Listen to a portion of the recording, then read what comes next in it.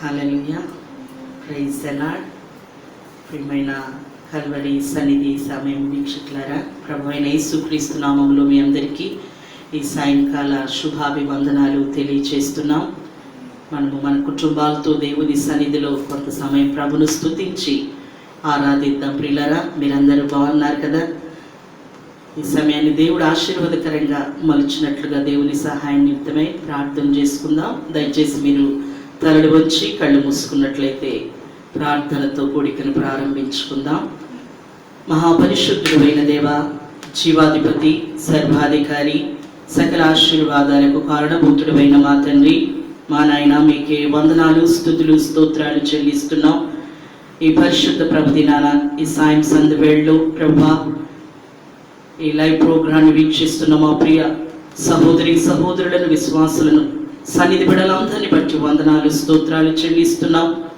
మేము మా కుటుంబాలతో ఏకీభవించి మిమ్మల్ని స్తుతించి ఆరాధిస్తూ మీ వైపుకు చూస్తుండగా అయా మీ శ్రేష్టమైన సత్యవాక్కులను నీ దాసుని ద్వారా వెల్లడి చేయమని ప్రార్థిస్తున్నాం. జీవాధిపతి, మీకు వందనాలు చెల్లిస్తున్నాము నాయనా. ఈ సమయంలో మీరు మహింపరచబడాలి, మీరు గణపరచబడాలి. మీ నామానికి మహిమ, ఘనత, ప్రభావాలు ఆరోపించుకునండి. సన్నిధి సమయపు ప్రేక్షక బిడ్డలందరినీ కూడా మీరు జ్ఞాపకం చేసుకోండి. ప్రతి కుటుంబాన్ని దీవించండి, వారి అవసరత అక్కడు తీర్చండి, వారి కన్నీళ్లను తుడవండి, వారి వేదనలు, బాధలు, సమస్యలు, ఇతి బాధలన్నిటి నుండి విడుదల గావింపచేయండి. యేసు నామములో స్వస్థత, సమాధానము, నెమ్మది, ఆదరణ దయచేయండి నాయన. మా భారతదేశాన్ని, మా ప్రతి రాష్ట్రాన్ని మీరు జ్ఞాపకం చేసుకునండి. ప్రభువా, కనికరించండి. వైరస్ బారి నుండి విడుదల, స్వస్థతను దయచేయమని ప్రార్థిస్తున్నాం. కనికరించమని ప్రార్థిస్తున్నాము తండ్రి. పడకలో ఉన్న ప్రతి బిడ్డను మీరు స్పర్శించండి. గొప్ప దేవా, మీకు స్తోత్రాలు చెల్లిస్తున్నాం. ప్రపంచ దేశాలన్నింటినీ మీ దయగలిగిన స్థలాలకు అప్పగిస్తున్నాము నాయన. కృపా వాత్సల్యత కలిగిన కరుణా సంపూర్ణుడ అయా, మీ కృపగల కార్యములను జరిగించి తద్వారా మీరు మహిమ, ఘనత, ప్రభావాలు ఆరోపించుకునండి. మీరు మా వైద్యుడు నాయన, మీ వైపుకు చూస్తున్నామయ్యా. కనికరించండి, ప్రతి ప్రాంతాన్ని క్షమించండి, స్వస్థపరచండి, మీ వైపుకు ఆకర్షించుకొని మీ నామానికి మహిమ తెచ్చుకోమని అయా ఈ సమయంలో నీ దీనదాసుని అభిషేకం చేసి మీరే సమర్పిస్తున్నాము. ప్రియా దేవుని బిడ్డల, సమయంలో మనందరికి వచ్చిన పాట ప్రియమైన యేసయ్య. ప్రభును స్తుతించి ఆరాధించిన వారందరూ కూడా మాతో కలిసి ఏకీభవించి పాడండి.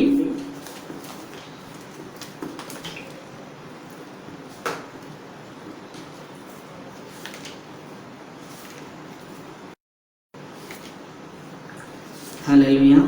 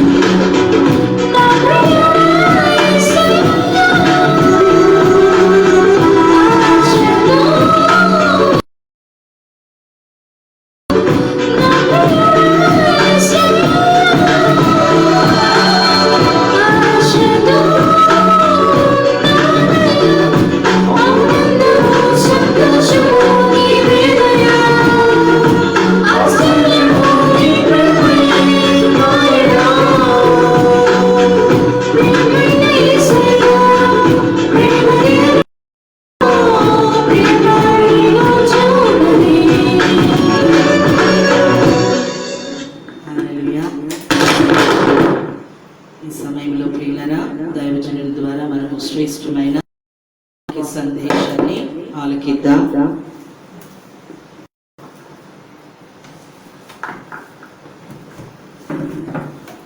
హల్లెలూయా. దేవుని నామమునకు మహిమ కలుగును గాక. క్రీస్తునందు ప్రియులారా, పరిశుద్ధ ప్రభువైన ఆరాధనలో మీరు పాల్గొంటున్న విధానం బట్టి నేను దేవుని ఎంతగానో స్తుతిస్తూ ఉన్నాను. తన నిత్య మహిమకు పిలిచిన సర్వకృపాని దేవుడు కొంచెం కాలము మీరు శ్రమపడిన పిమ్మట తానే మిమ్మల్ని పూర్తిగా చేసి స్థిరపరిచి బలపరచునని లేఖనము సెలవిస్తూ ఉంది. కనుక దిగులు పడద్దు, కొంచెం కాలం ఈ శ్రమ. కనుక ఇటు శ్రమ స్థితిని బట్టి కృంగిపోక ప్రభు సన్నిధిలో ప్రార్థన పూర్వకంగా మనం ఉండటం ఆశీర్వాదకరం. తన సన్నిధానంలో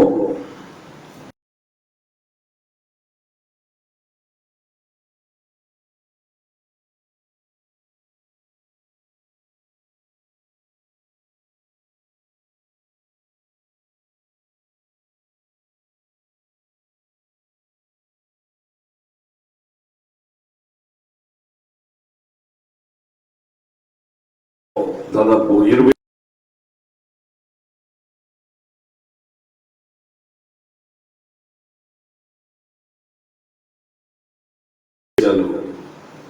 ఉంటూ ఉన్నాయి. అయితే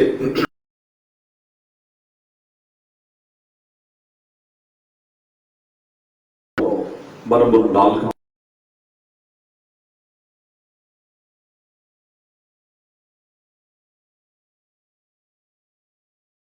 వాస్తవంగా బలిపీఠం ఎందుకు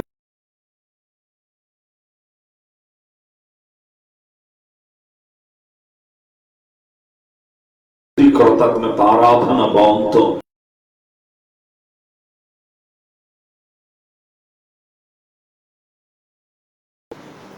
కనుక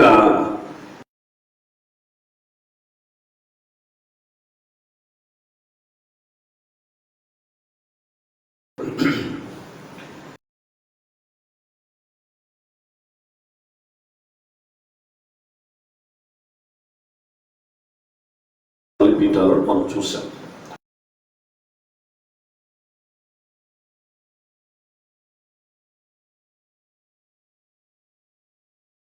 తరములో ఆయన నిదార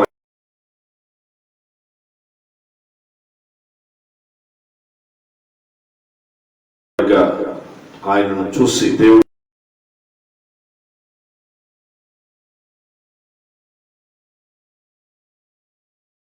నోవహు నీతిమంతుడిగా కనపడుతున్నాడు, కృపనొందిన వాడిగా.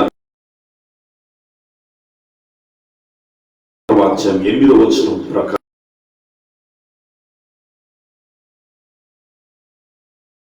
కుటుంబానికి సకల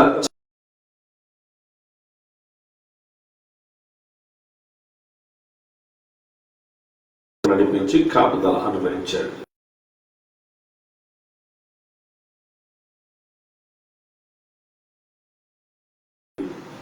లైవ్ అయిపోయింది.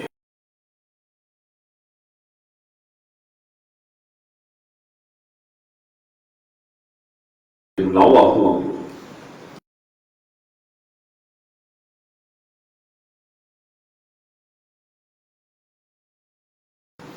కృతజ్ఞత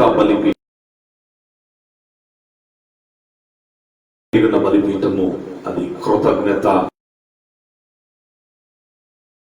మనము ఈ శనివారం ఇక రెండవదిగా అబ్రహాము ఆయన కట్టినటువంటి బలిపీఠపు విషయాలు మనం చూసాం. అబ్రహాము అత్యంత ప్రార్థన కలిగిన బలిపీఠము, ప్రార్థన బలిపీఠం. ప్రార్థన చేస్తూ అబ్రహాము లేదు, కానీ ఆయన కట్టినటువంటి మొత్తం కట్టినటువంటి బలిపీఠము కూడా కలిగి ఉండవలసిన బలిపీఠము ప్రార్థన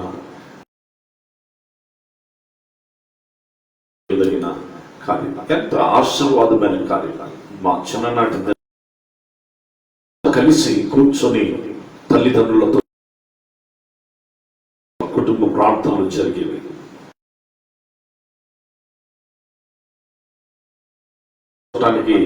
మనస్కరించని దినాలకు చేరుకున్నాం.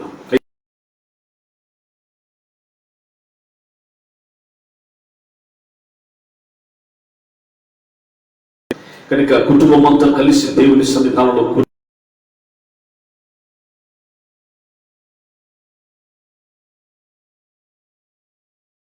ప్రార్థనలు పోరాటం అన్నది అత్యంత విలువ.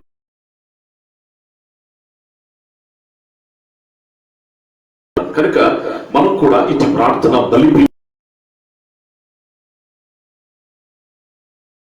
బలిపీఠం మనం చూసినది శనివారం వేళ మనం చూసినది బలిపీఠంగా ఉంటుంది. ఇస్సాకు తన జీవితంలో వేసి 100 ఫలాన్ని పొందిన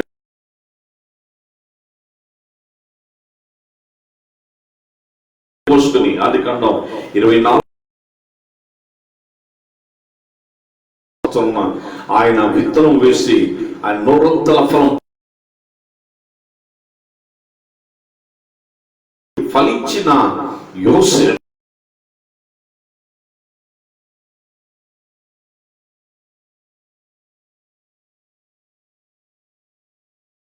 విశ్వాసులుగా, ప్రభు పిల్లలుగా, దేవుని సొత్తైన సాక్షులుగా మనం కూడా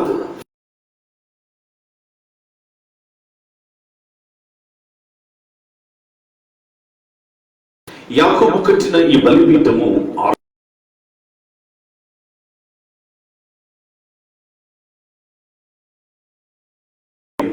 అర్థమిచ్చు బలిపీఠము సన్నిధిలో నిలిచి అంటే దేవుడు ఉండు స్థలము, దేవుని మందిరము.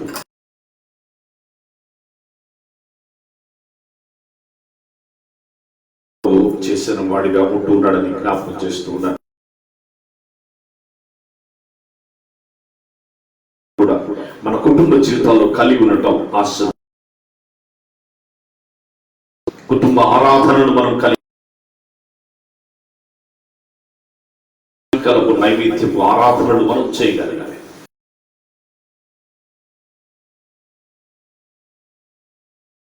దేవుని సన్నిధిలో ఇంటి ఆరాధన భావం పరిశుద్ధ ప్రభుదినం. ఈ ప్రభుదినం ఉన్నతమైన సర్వోన్నతుని స్తుతించి ఘనపరచు దినం.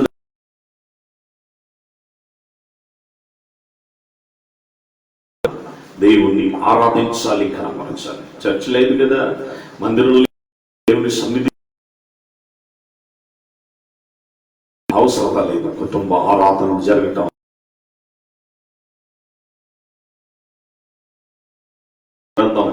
2వ అధ్యాయం 3వ అధ్యాయంలో ఆదిమ సంఘం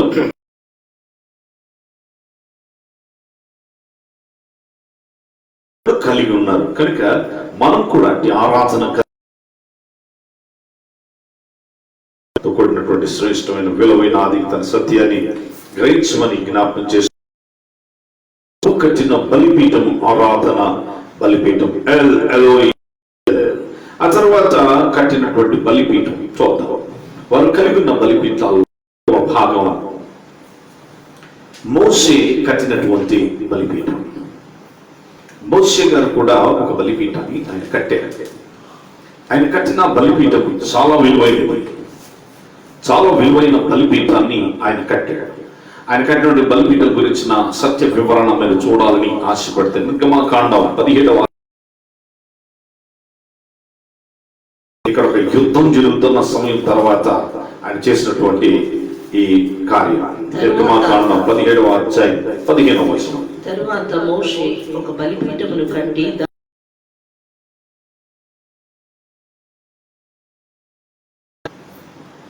అమాలేకీయులచే తమ చేతిని యెహోవా సింహాసనమునకు విరోధముగా తరతరముల వరకు యుద్ధమని మోషే ఒక బలిపీఠమును కట్టి యెహోవాను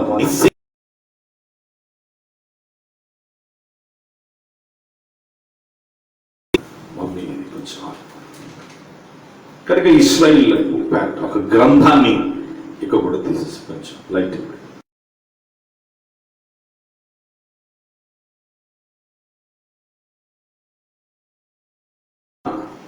ఇక్కడ చక్కగా రాయబడి ఉంది. రాయబడిన సంగతి ఏంటంటే కొండ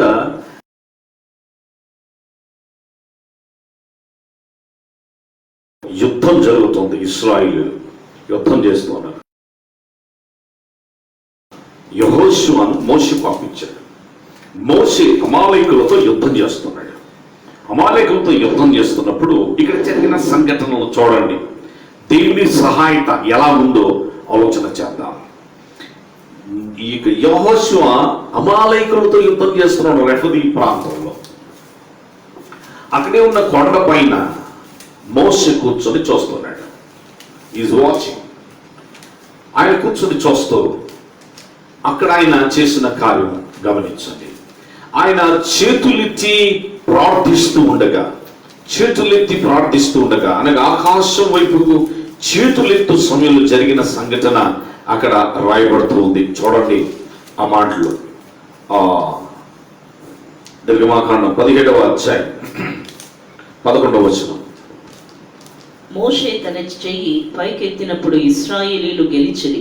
మోషే తన చెయ్యి దింపినప్పుడు అమాలేకీయులు గెలిచిరి. ఈయన చేతులెత్తి ప్రార్థించడం మొదలు పెడుతున్నాడు. ఆయన చేతులెత్తి ప్రార్థించినప్పుడు అమాలేకుల మీద ఇశ్రాయేలీలు విజయం సాధిస్తున్నారు. బాగా అర్థం చేసుకోండి. చేతులు ఎత్తి బరువెక్కగా చేతులు దించితే అమాలేకులు ఇశ్రాయేలు మీద విజయం సాధిస్తూ ఉన్నారు. ఇది నిత్య పోరాటం సుమా. వీక్షిస్తున్న ప్రియ బిడ్డలారా, సత్యాన్ని గ్రహింపు కలిగి ఉండి మనకి జ్ఞాపకం చేస్తున్నాను. ఇది నిరంతరపు పోరాటం ప్రభువే సెలవిచ్చాడు. నిరంతర యుద్ధం ఇది. అమాలేకులు వాళ్ళు యుద్ధంలో గెలవటానికి కారణం ఏంటంటే మోషే ప్రార్థించడం ఆపేస్తే వాళ్ళు ఇశ్రాయేలు గెలుస్తున్నారు. మోషే ప్రార్థించడం ఆరంభిస్తే ఇశ్రాయేలు అమాలేకుల మీద గెలుపు పొందుతున్నారు. సోదరి, ఈ విలువైన సత్యాన్ని గ్రహించు. ఇప్పుడు అమాలేకులు లేరు కదా, మళ్ళీ మనకేంటి ప్రాబ్లం అని అంటారా? మన ప్రాబ్లం ఏంటి? మనకి ఇప్పుడు అమాలేకులు లేరు, మనకి యుద్ధం లేదు, మోషే గారు కూడా లేరు, ప్రార్థించాల్సిన పని లేదు. మళ్ళీ మనం ఎలా ఉన్నాం? నీవు ఆత్మీయ స్థితిలో కురిగిపోతున్నావు, ఓడిపోతున్నావు, పడిపోతున్నావు, దిగజారిపోతున్నావు అని అంటే అందుకల కారణం ఏంటో తెలుసు అంటే నీలో ప్రార్థన జీవితం కొరవడినప్పుడు నీలో ఉన్న అమాలేకుడు ఇక్కడ ఇశ్రాయేలుకు అమాలేకుడు శరీర సంబంధి. అబ్రహాం కాలం నుంచే ఉన్నారు వీళ్ళు. అయితే శరీర సంబంధిగా పరిగణించబడుతున్న కార్యం ఏశావు సంతతిగా కూడా చెబుతూ ఉంటారు. కనుక ఈ శరీర సంబంధిగా పరిగణించబడుతున్నటువంటి ఈ అమాలేకు నిత్యం నిరంతరం యుద్ధం చేస్తున్నాడు మనతో. ఆత్మ సిద్ధమే కానీ శరీరం బలహీనం. శరీరం కోరేదేంటి?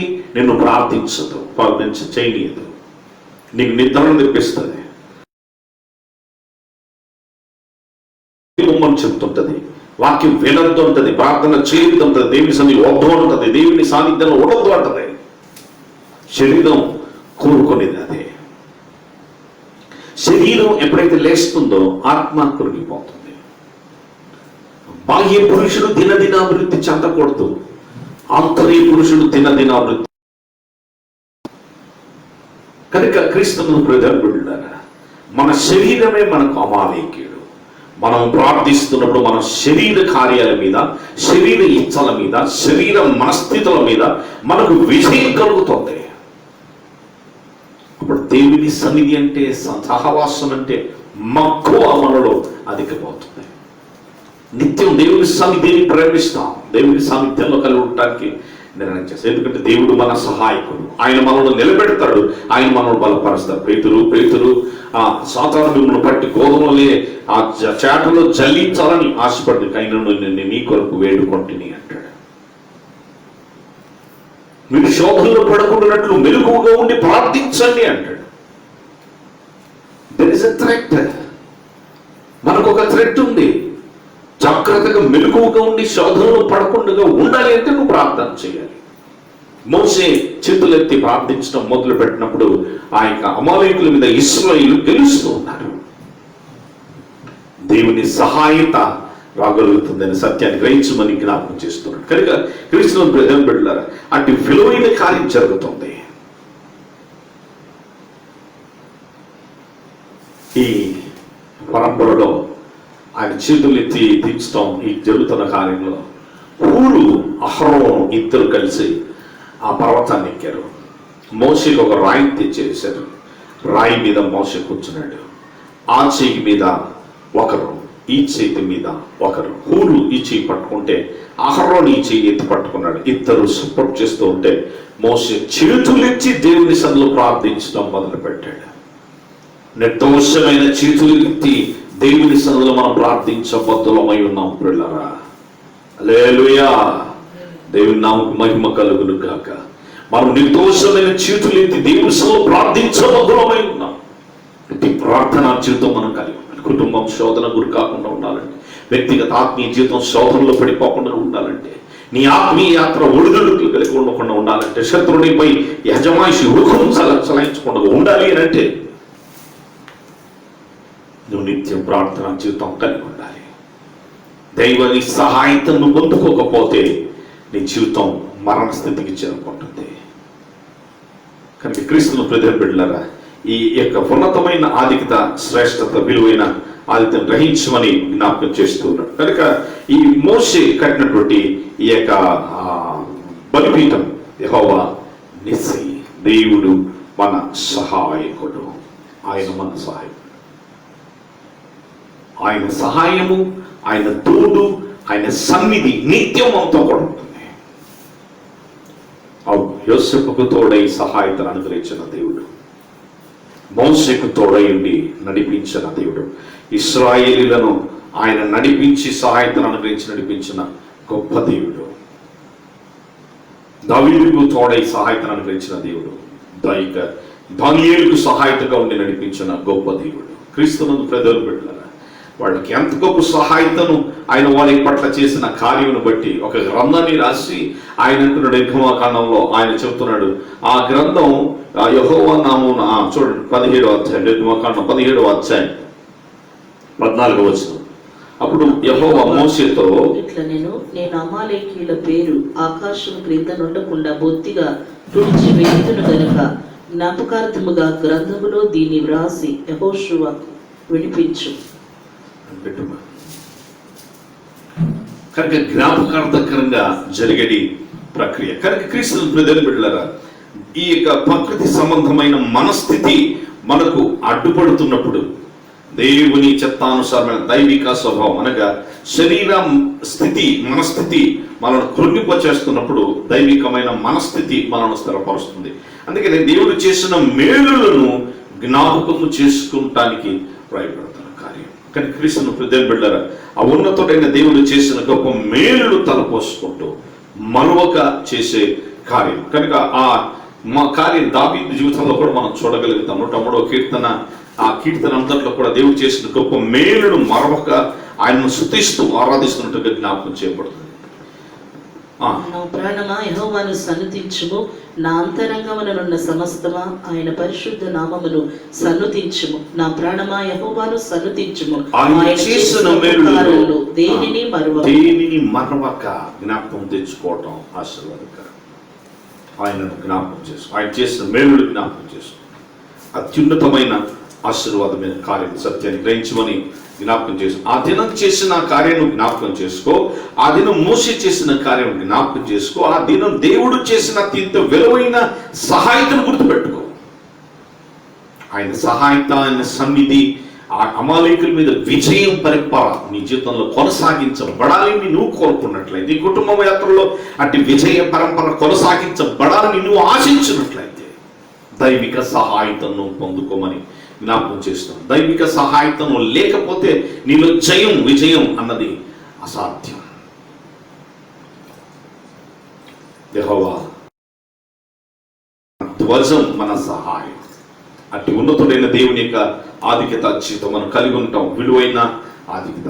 తర్వాత 2, 5, 6వ చూద్దాం.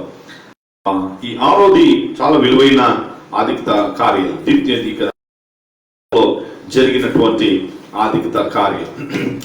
న్యాయాధిపతుల గ్రంథం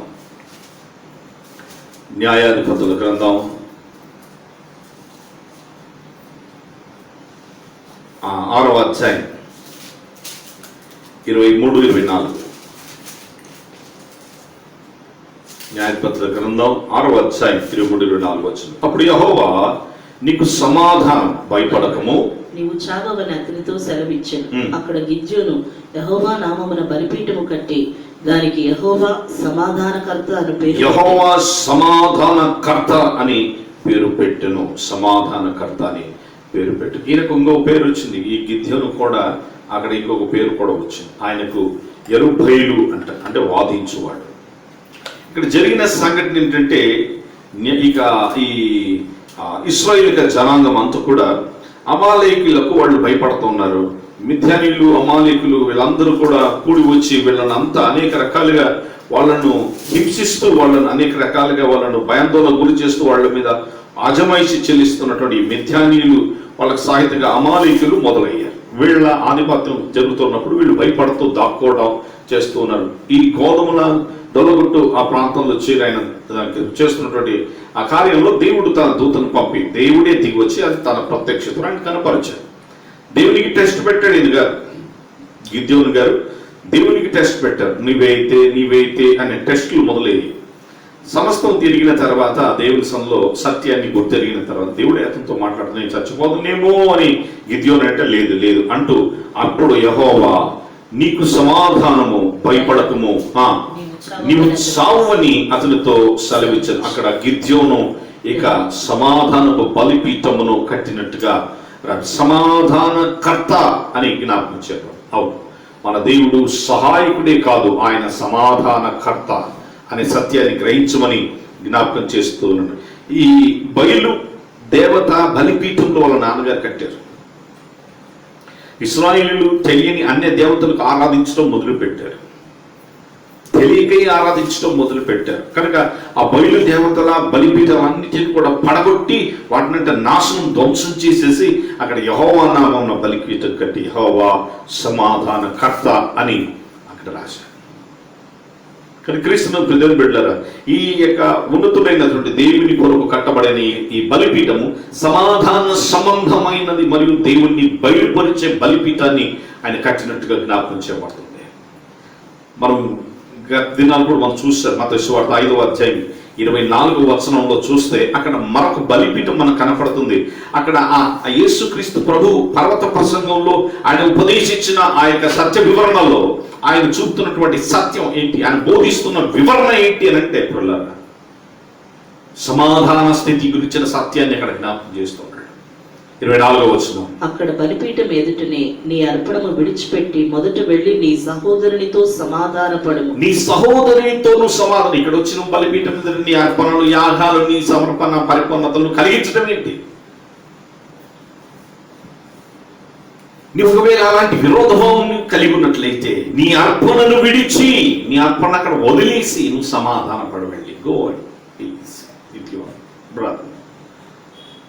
ఇప్పుడు సమాధానం పీస్ పీస్ పీస్ పీస్ అని చెప్తున్నా. అంత పీస్ చేసేస్తున్నారు కానీ there is no peace at all. దేశ రాజ్యాల వెంబడి సమాధానం అంటారు, శాంతి అంటారు. ఎక్కడ ఉంది శాంతి? ఎక్కడ సమాధానం లేదు, శాంతి సమాధానం లేదు. మిడిల్ ఏషియా కంట్రీస్ లో నిత్యము యుద్ధమే. ఇలాంటి పరిస్థితుల్లో కూడా కొట్టుమిట్లాడి జనాలు మొదలయ్యారు. ఈవెన్ టుడే ఈ రోజు వరకు కూడా బార్డర్ టెర్రరిజం మనకు నిత్య ఘోషగా కనపడుతుంది. సమాధానం లేదు, ఇరుగు పొరుగుతో సమాధానం లేదు, భార్య భర్తల సమాధానం లేదు, సంఘాల్లో సమాధానం లేదు, సమాజంలో సమాధానం లేదు, రాష్ట్రాల మధ్య సమాధానం లేదు, రాష్ట్ర అధికుల మీద సమాధానం లేదు, ఎవరికి సమాధానం లేదు. There is no peace at all.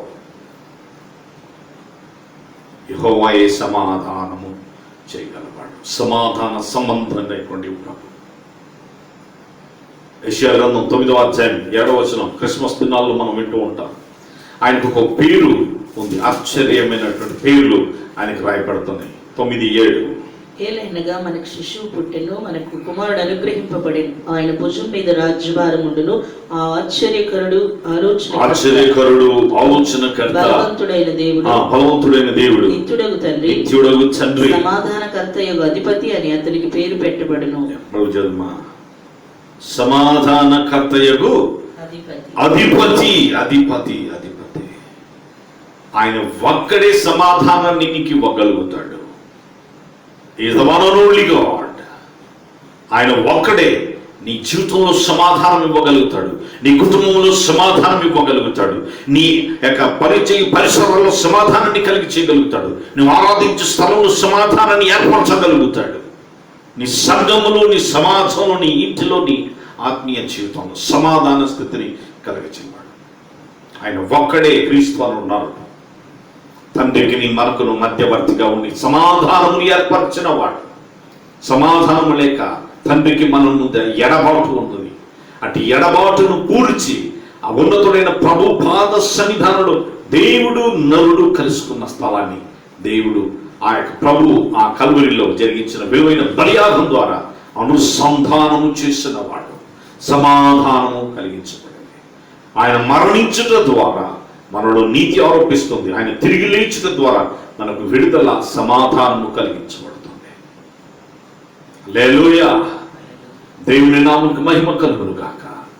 క్రీస్తునందు ప్రియమైన బిడ్డలారా, ఇది సమాధాన స్థితి ప్రభు మనకు అనుభవించాలని ఆశపడుతున్నాను. సమాధాన లేమితో మానవాళి అంతా కూడా తల్లడిల్లిపోతుంది. సమాధానం లేదు, సమాధానం లేదు.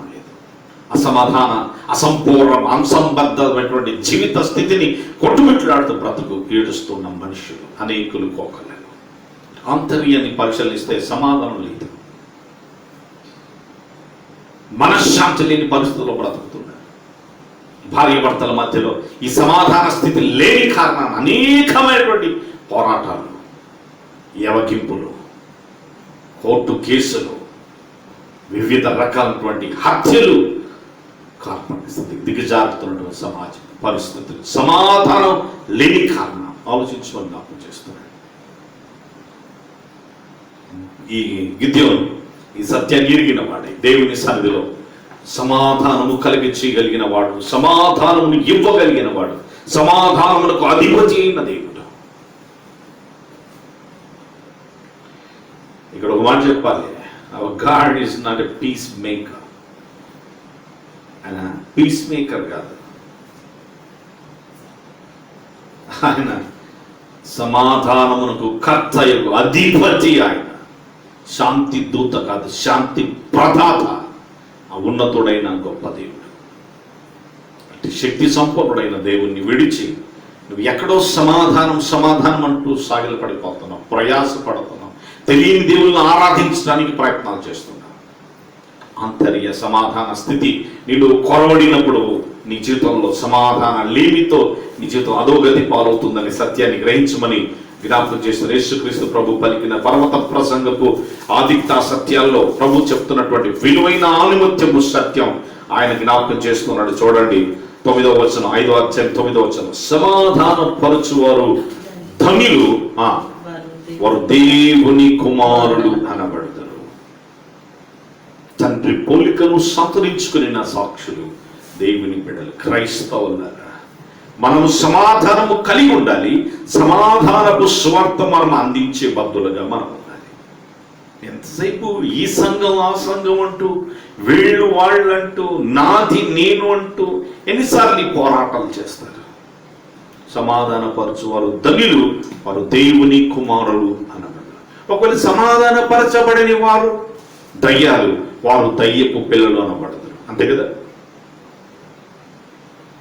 అంతే కదండి. సమాధాన పరచు వారు ధన్యులు, వారు దేవుని కుమారులు అనబడుతున్నారు ప్రభు సెలవిస్తున్నమాట. అందుకు విభిన్న స్థితిగా మనం ఆలోచన చేస్తే, అందుకు విరుద్ధమైన జీవితపు అంశాలు మనం కలిగి జీవిస్తున్నట్లయితే ఎలాంటి వాళ్ళు? ఒకసారి మోషే రాజరికపు ఆధిక్యతలో ఉన్నటువంటి రాజవైభవం అనిపిస్తున్నటువంటి మోషే తన వారు ఎలా ఉన్నారో చూద్దామని బయటకు వచ్చాడు. బానిసలు బ్రతుకుతున్నటువంటి ఆ ప్రాంతానికి చేరుకున్నప్పుడు ఇశ్రాయేలు చూద్దామని వచ్చాడు. అక్కడికి వస్తే ఐగుప్తీయుడు ఇశ్రాయేలుని కొడుతున్నాడు. ఏంట్రా మామని కొడతావా అంటూ మీద పడి కొట్టి ఐగుప్తుని చంపి ఇసుకలో పాతి పెట్టి వెళ్ళిపోయాడు. అది చాలా పెద్ద కేసు అది. ఎందుకంటే రాజ్యాధికారం ఉన్నటువంటి రాజ్య పౌరుడైనటువంటి ఐగుప్తుని మోసే చంపేశాడు, మర్డర్ చేశాడు. కనుక అది చాలా నేరం, అది చాలా నేరం. అయితే ఇసుకలో కప్పిపెట్టి వెళ్ళిపోయాడు. రెండో రోజు మళ్ళీ వచ్చాడు. మళ్ళీ వస్తే అక్కడ జరుగుతున్న సంఘటన విరుద్ధంగా కనపడుతుంది. ఏంటి అంటే ఇద్దరు కలిసి కొట్లాడుకుంటున్నారు. ఎవరు? మళ్ళీ ఇక్కడ ఇద్దరు ఇశ్రాయేలులే. సహోదరులారా, నా అన్నలారా, నా సహోదరులారా, నా రక్త సంబంధికులారా, మీరెందుకు ఇద్దరు మీరే పోట్లాడుతున్నారు, మీరే విరోధంగా తిరుగుబడుతున్నారు, మీరిద్దరే ఎందుకు కొట్లాడుతున్నారు అని వచ్చి మోసే అడిగితే, నీవెవరవయ్యా మా మీద తీర్పరివా? ఆ రోజు ఐగుప్తుని చంపినట్లుగా నన్ను చంప చూస్తున్నావా అని మోసేతో అన్నాడు. చూడండి, సమాధాన పరచడానికి వస్తే మనవాళ్ళు పడనివ్వరు. సంఘాలలో ఎలా ఉండాలంటే నిత్యఘోష ఉండాలి. సంఘంలో ఇరు పక్షాలు మొదలవుతాయి. స్వపక్షం, ప్రతిపక్షం. వీటి మధ్య నిత్య పోరు ఉండాలి. వీళ్ళ మధ్యలో ముళ్ళుగా ఒక నాయకుడు ఉంటాడు. వీళ్ళు ఇలా పోట్లాడుకుంటుంటేనే మనగడ. ఎంత దౌర్భాగ్యం. సమాధానకరమైన స్థితులు నెలకొల్పబడాలి. ఇలాంటి సమాధానకరమైనటువంటి ఆ లేమితోనే ఈనాడు సంఘాలు విచ్ఛిన్న స్థితికి దిగజారిపోతున్నాయి. క్రైస్తవ ఆధిక్యత జీవితం కొరబడుతుంది. అనేక రకాలుగా దిగజారిపోతున్న పరిస్థితులు కనపడుతున్నాయి. సమాధాన పరుచువారు ధన్యులు, వారు దేవుని కుమారులు అనబడుతున్నారు.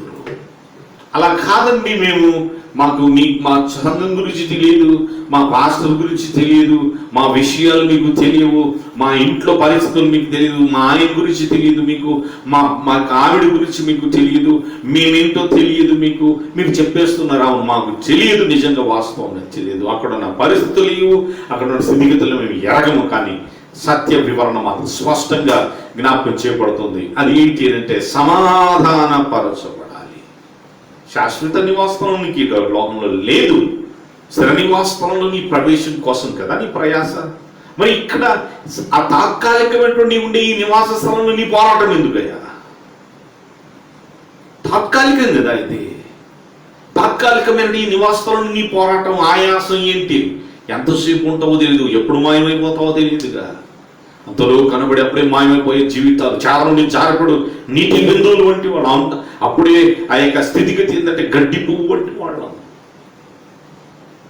బెత్తడంతటిగా చేసిన మన ప్రాణస్థితి ఎంతటి వారము, ఏపాటి వారం ఆలోచన చేయి.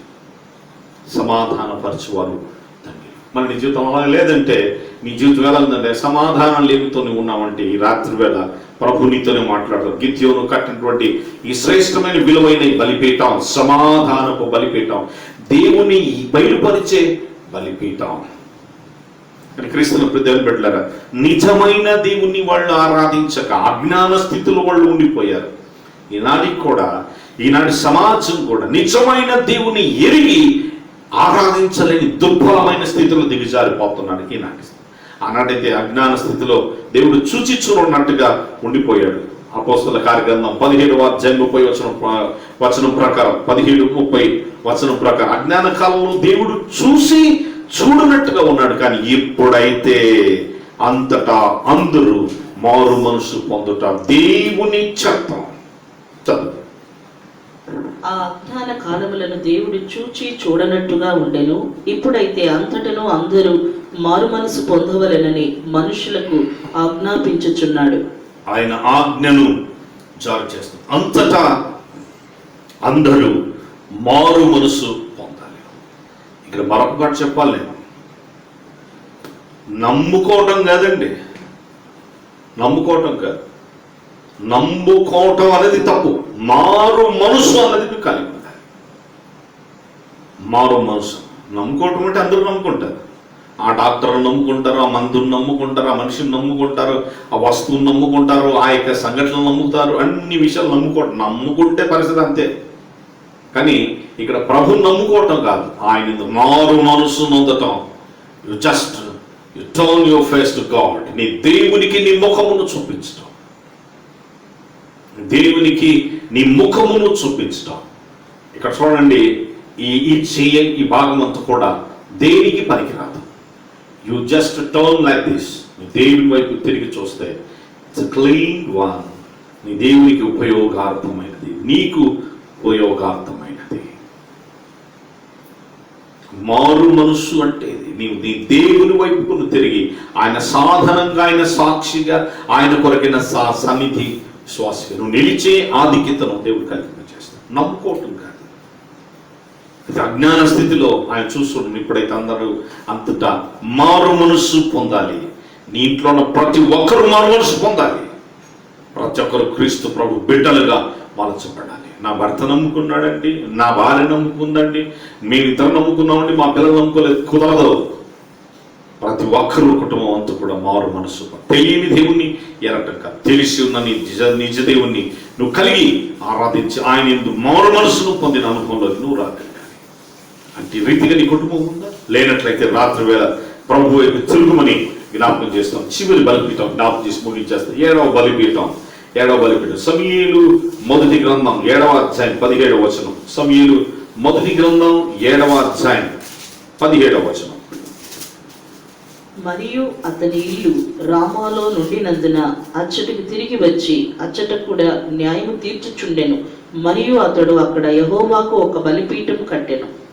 అక్కడ యెహోవాకు ఒక బలిపీఠము కట్టెను. ఈ బలిపీఠము కట్టినటువంటి ఈ యొక్క బలిపీఠపు ఆధిక్యత ఆ పై వచనాల్లో మనం చూస్తే ఎబెనేజరు అన్నమాట రాయబడుతుంది. ఎబెనేజరు, సహాయపు రాయి. ఆ మాట కూడా చూడండి, 7వ అధ్యాయం 12వ వచనం. అప్పుడు సమూయేలు ఒక రాయి తీసి మిస్పాకును షేలకును మధ్యన దాన్ని నిలిపి ఎంతవరకు యెహోవా మనకు సహాయం చేసిరని చెప్పి దానికి ఎబెనేజర్ అని ఫిలిష్తీయులు నిత్యం పోరాటం చేస్తున్నారు. నిత్య పోరాటం. ఆ పోరాటంలో దేవుడు వాళ్ళకు సహాయం చేశారు. సమూయేలు అందరు కలిసి ప్రార్థన చేయడం మొదలు పెట్టండి అని ప్రార్థన చేస్తున్నారు. దేవుడు వారికి సహాయతను అనుగ్రహించిన వాడు. సహాయపు రాయి ఎబెనేజర్. క్రీస్తునందు ప్రియమైన బిడ్డలారా, ఆ యొక్క అబ్రహాము దేవుని ఎరగకే ప్రయాణం చేస్తున్నప్పుడు ప్రార్థన చేసినప్పుడు దేవుడు తన సహాయతను అందించి నడిపించిన దేవుడు. ఆయన వారికి తోడైండి నడిపించిన దేవుడు. ఇశ్రాయేలుడు అరణ్య ప్రయాణం చేస్తున్నప్పుడు వారికి సహాయకుడై నడిపించిన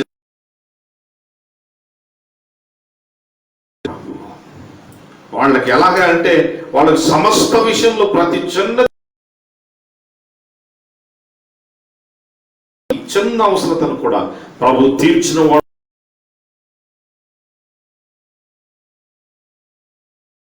చిన్న విషయాల్లో కూడా దేవుడు వారికి సహాయం.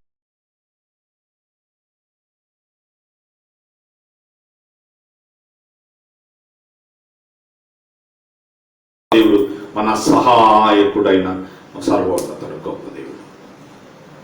కానీ క్రీస్తునందు దేవుని బిడ్డలారా, ఆ ఉన్నతుడైన దేవుడు మన సహాయకుడు అనే సత్యాన్ని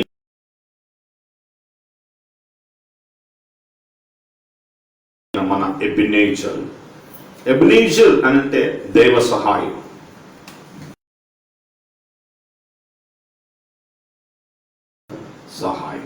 దేవ సహాయం.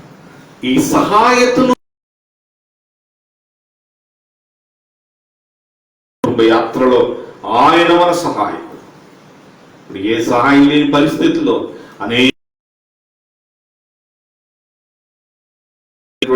మేలు చేయద ఎరియుని కూడా చేయకపోవడం పాపముగా పరిగణించబడుతుంది. యాకోబు పత్రిక 4వ అధ్యాయం 17వ వచనంలో నీవు చేయమేలు ఎరిగి కూడా చేయదగిన సహాయం చేయదగిన ఉండి కూడా నువ్వు చేయకపోవడం అది పాపముగా పరిగణించబడుతున్న స్థితిగా జ్ఞాపించారు. చదువు 4:17.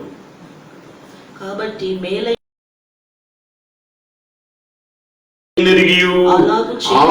చేయకపోవుట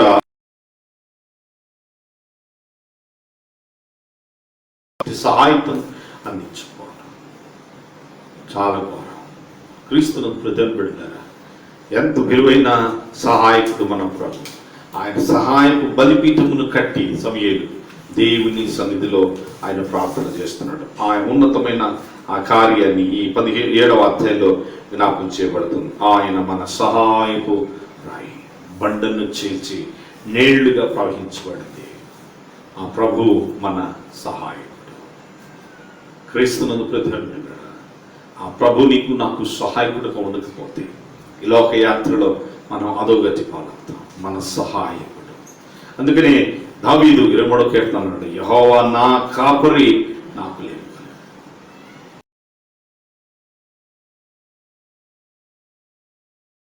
ఆ కీర్తనలో జ్ఞాపకం చేస్తున్నాడు. ఆ కీర్తన రాసేటప్పటికి దావీదు చక్రవర్తిగా ఉన్నాడు. అయితే తను కాపరిగా ఉన్నప్పుడు దేవుడు చేసిన సన్నిధిని గుర్తెరిగి ఎంత గొప్ప దేవుడు, ఎంతగా సహాయం చేశాడని సత్యాన్ని ఎరిగిన వాడే ఆ విలువైన మాట. దేవుడు తన యొక్క సహాయకుడిగా ఎలాగున్నాడో, ఆయన చక్రవర్తిగా రాజ్యాధికారం అనుభవిస్తూ సర్వోన్నతుడకు దేవుని సన్నిధిలో ఆయన పలుకుతున్న మాట. 144వ కీర్తన 44, Psalms 144, 7వ చరణం. పైనుండి నీ చేయి చాచి నన్ను తప్పింపుము, మహాజలములలో నుండి అన్యజనుల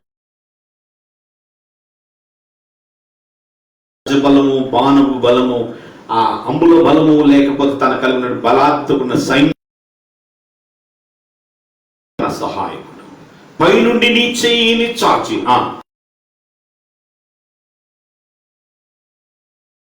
నన్ను విడిపించు. 5వ వచనం మీరు చూడండి, ఆ ఉన్నతమైన దేవుడు ఎలాంటి వాడో అంటూ జ్ఞాపకం. ఆయన నా చేతులకు యుద్ధమును, నా వేళ్లకు పోరాటమును నేర్పగలవాడే.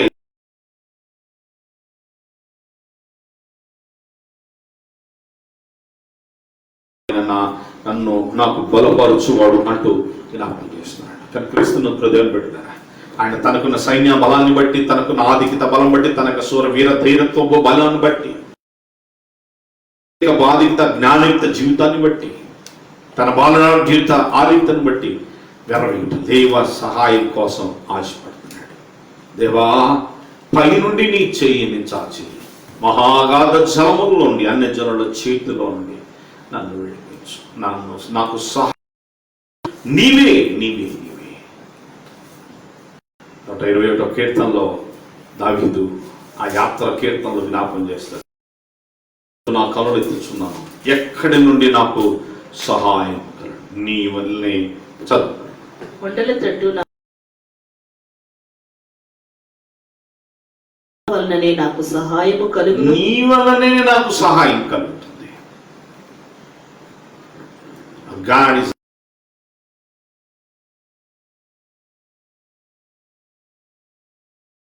నీకు సహాయకుడు. నీ వేదన సమయంలో నీకు సహాయకుడు, నీ అనారోగ్య పరిస్థితుల్లో నీకు సహాయకుడు.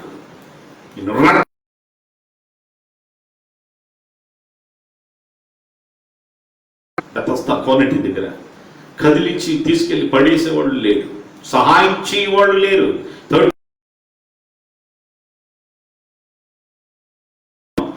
38 సంవత్సరాల నుంచి కాదు, పుట్టు కొంటివాడు చర్చిలోకి రాలేకపోయాడు.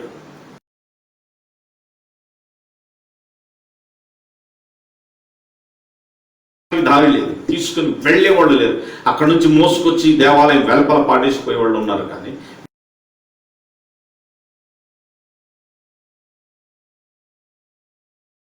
వేసే వాళ్ళు ఉన్నారు. కానీ దేవుని చూపిన వారు, దేవుని సరికి నడిపించిన వారు, దేవుని సాన్నిధ్యంలో శక్తివంతమైన ఆశ, దేవుడే మన సహాయం. పేతురు, యోహాను అంటున్నారు, వారి వైపు తేరి చూడగా, వెండి బంగారులు మైందులు లేవు, కానీ మాకు కలిగి ఉన్నదే మీకు ఇస్తున్నాను, నచ్చబడినేస్తున్నాను. లేచి వాడు వెంటనే దిగ్గున లేచి గంతులు వేస్తూ దేవుని స్తుతిస్తూ దేవాలయంలోనికి వెళ్ళాను. హల్లెలూయా. దైవ సహాయం. 38 సంవత్సరాల నుంచి బెతస్దా కోనేటి దగ్గర యోహాను సువార్త 5వ అధ్యాయంలో 38 సంవత్సరాలు, 38 ఇయర్స్ ఒక్కడు సహాయం చేయలేదు. ప్రభు వెళ్ళి ఆయన అడుగుతున్నమాట చూడండి. ఆ యోహాను సువార్త 5వ అధ్యాయం యెరూషలేములో గొర్రెల ద్వారము దగ్గర ప్రభు వెళ్ళి 6వ వచనం, యేసు వాడు పడుట చూచి వాడు అప్పటికి బహుకాలము నుండి ఆ స్థితిలో ఉన్నాడని ఎరిగి స్వస్థత పడగోరుచున్నా దగ్గరికి స్వస్థత పడగోరుచున్నాను, నీకు దగ్గరికి వెళ్ళి సహాయం అనుగ్రహించే శక్తి సంపన్నుడైన గొప్ప ఆడ చెప్తున్నాడు చూడండి, అయ్యా నీళ్లు కదా ఇవంతా అవసరం లేదు, ఏంటి నీ పని, స్వస్థపడకూర్చున్నా, అయితే నువ్వు లేచి నీ పరుపెత్తుకొని నీ ఇంటికి లూకా సువార్త 18వ అధ్యాయంలో కూడా చూడండి, గుడ్డువాడు కేకలేస్తున్నాడు, నజరేయుడైన దావీదు కుమారుడా నన్ను కరుణించుము అంటూ కేకలు వేస్తున్నప్పుడు వెంటనే యేసు నిలిచి వానిని పిలిచి అడుగుతున్నమాట, నేను నీకేమి చేయగోరుచున్నా, 40వ వచనం, నేను నీకేమి చేయగోరుచున్నానని వాడిని అడిగిగా వాడు ప్రభువా చూపు పొందగోరుచు. యేసు చూపు పొందు, ఆ అవసరతను అక్కర్లను తీర్చగలిగిన వాడు, సహాయం చేయగలిగిన వాడు, అట్టి సహాయకు బలిపీఠం మనము సహాయకులుగా ఉండాలి, మనం దేవ సహాయాన్ని మనం పొందుకోవాలి, ఇతరులకు సహాయం చేయ వాళ్ళగా మనం ఉండాలి అనే సత్యాన్ని గ్రహించుకుంటాం. ఎంతసేపు నేను నాది స్థితిలో ఉండటం స్వార్థం, స్వలాపేక్ష, స్వార్థం అట్టి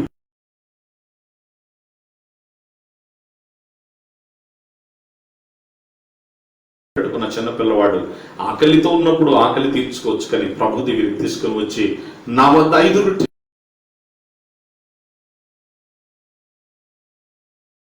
మొక్కలను ఎత్తిరి. పేద విధవరాలి మనస్థితి మనం కలిగి ఉండటం ఆశీర్వాదం. ఈ సత్య వివరణలో సాక్షులుగా నిలుచుదుము గాక. సమూయేలు కట్టిన బలిపీఠము సహాయపు బలిపీఠము. 7 బలిపీఠాలు మనం చూసాం. అనగా చివరిగా సమూయేలుతో మొదలుకొని మొదటి చూద్దాం. మొదటిదిగా నోవహు కట్టిన బలిపీఠం బలిపీఠముగా పరిగణించబడుతుంది. అబ్రహాము కట్టిన బలిపీఠము ప్రార్థనా బలిపీఠము.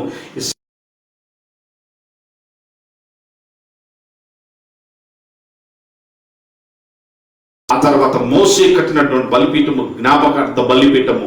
ఆ తర్వాత గిద్యోను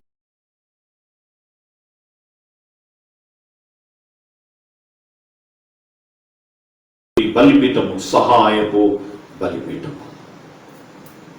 కృతజ్ఞత, ఆ తర్వాత ప్రార్థన,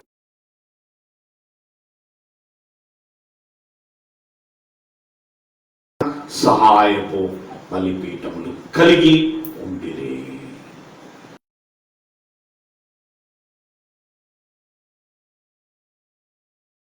కలిగి ప్రభు కొరికిన సాక్షిగా సమర్పణ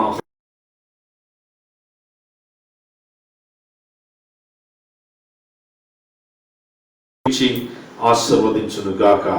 దేవుడు మిమ్మల్ని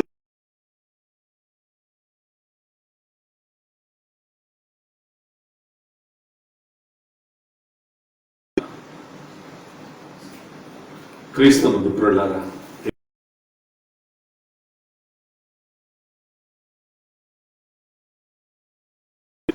ఆ సత్యాంశాలను ధ్యానం చేయడానికి దేవుడు కృప చూపించారు.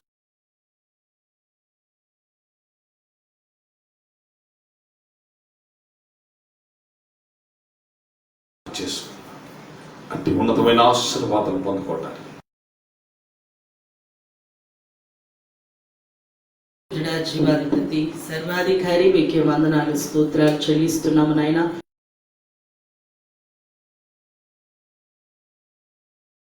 స్తోత్రాలు. అవును తండ్రి, మా జీవితాలకు బలిపీఠం ఎంతో ప్రాముఖ్యమైనది. మీ సన్నిధిలో సహవాసంలో మీలో మమేకమై నేను మీ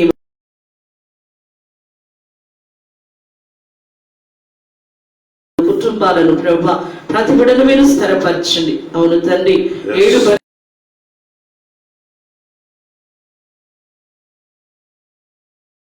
7 అబ్రహాము తన జీవితంలో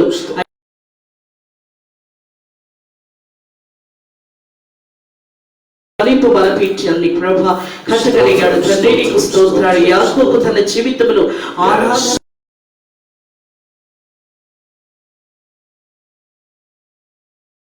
జ్ఞాపకార్థ బలిపీఠాన్ని కట్టగలిగాడు ప్రభా. అయ్యా మా పితరులు ఈ రీతిగా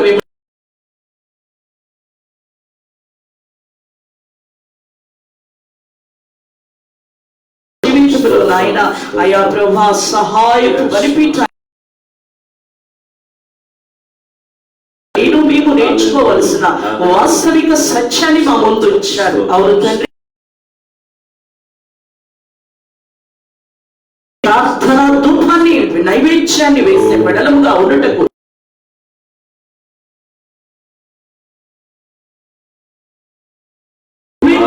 పీఠాన్ని వేసే ఆ ఉన్నతమైన సత్యాన్ని ప్రభా మేము ఎరిగి గుర్తెరిగి మీ అడుగు జాడలలో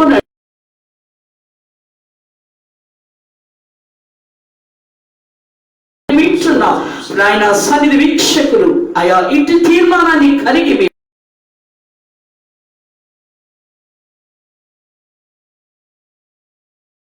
మీ కృపా సమృద్ధిలో స్థిరపరిచి బలపరిచి మీ నామానికి మహిమ తెచ్చి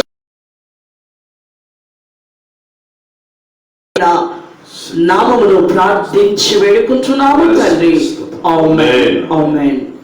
మన సృష్టికర్త అయిన పరమ తండ్రి ప్రేమయు, మన రక్షణకర్త అయిన యేసయ్య కృపయు, మన ఆదరణకర్త అయిన పరిశుద్ధాత్మ అన్యోన్య సహవాసమై ఉన్న సమాధానము సంతోషం సత్యం చెర మనకును రాకుడు ప్రతిపాతని విశ్వాస సన్నిధి వీక్షకులను సన్నిధి పెడలకు ఇప్పుడు ఎల్లప్పుడు సదాకాలము తోడైంది ముందుకు నడిపించునుగాక.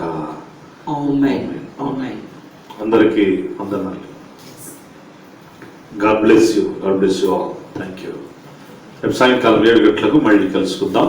7:30 గంటలకు మళ్ళీ సన్నిధి సమయంలో కలుసుకుని దేవుని వాక్యం ధ్యానం చేద్దాం. God bless you all.